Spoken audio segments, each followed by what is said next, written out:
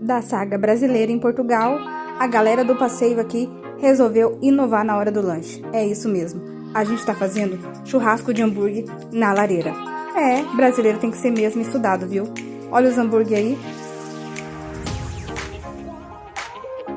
E a galera aqui tava muito animada, viu? E não é que o lanche ficou bonito? Agora vamos ver se ficou bom. E aquele refrigerante não pode faltar. Não é que ficou gostoso? Segue aí pra mais vídeo, hein?